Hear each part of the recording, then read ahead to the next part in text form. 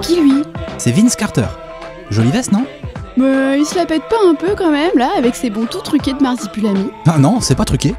Car avec un peu plus d'1 mètre de détente sèche, un équilibre, une grâce et une puissance de folie dans les airs, il est l'un des meilleurs dunkers de tous les temps, si ce n'est même le meilleur. Seuls des gars comme Dominique Wilkins, Michael Jordan ou Andrea Bargnani peuvent éventuellement lui contester ce titre. Pas très gentil de se moquer quand même. Je me moque pas, c'est lui qui cherche avec son airball dunk là. Mais attention, Vince Carter n'est pas qu'un simple pourvoyeur de highlights en haute altitude. C'est un excellent joueur de basket, arrivé en NBA par les Raptors de Toronto en 98. Du haut de son mètre 98, il peut jouer arrière ou ailier. Il est un bien bel attaquant doté d'un bon shoot aussi bien à mi-distance que derrière l'arc. Et il est capable d'attaquer le cercle en drive avec beaucoup de touchés ou avec une violence assez inouïe à la finition. Du genre bien relou à défendre le Vince. Surtout si vous le laissez filer ligne de fond, parce qu'alors là, le risque de postérisation devient maximal. Il aimait bien ce petit drive ligne de fond quand même. Ah bah on peut pas contrer tout le monde, hein, mon Dikembe. Rookie de l'année en 99, Carter est promis à un avenir radieux. On parle même de lui comme d'un nouveau Jordan. Ah ça, les nouveaux Jordan, on nous en a vendu des paquets. Enfin ceci dit, l'ami Vince s'est très vite fait son propre nom. Et il a même permis aux Raptors de prendre place sur la carte NBA. Et ça, c'était pas gagné. Tradé en 2004 aux Nets, il forma un trio magnifique aux côtés de Jason Kidd et Richard Jefferson, avec lesquels il effectua de superbes saisons.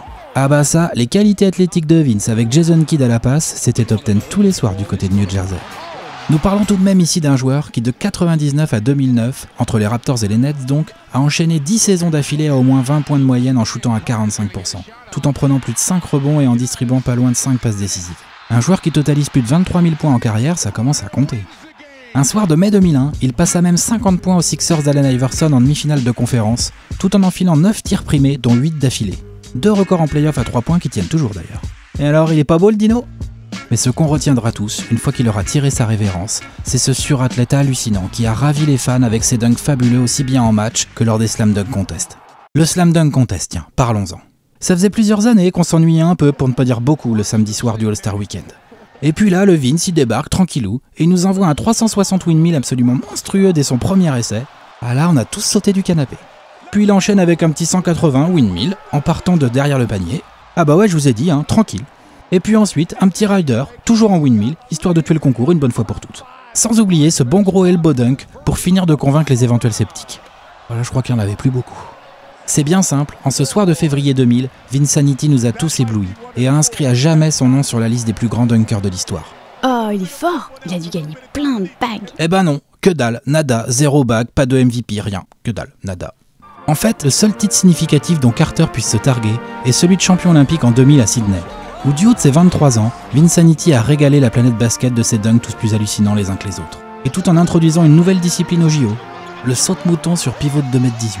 Et hop, Fred Weiss passe à la postérité. Dis merci Fred. Et ouais, malgré ce physique dingue et cette technique très sûre, Vince Carter n'a pas de bague.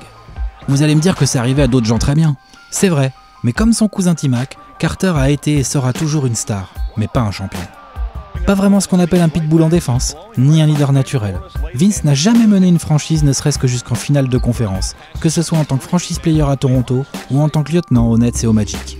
Alors évidemment, je me doute que certains inconditionnels de Monsieur Air Canada vont me haïr pour avoir critiqué aussi vertement ce joueur tellement attachant et spectaculaire, mais qu'il se rassure, la NBA a besoin de tout type de stars.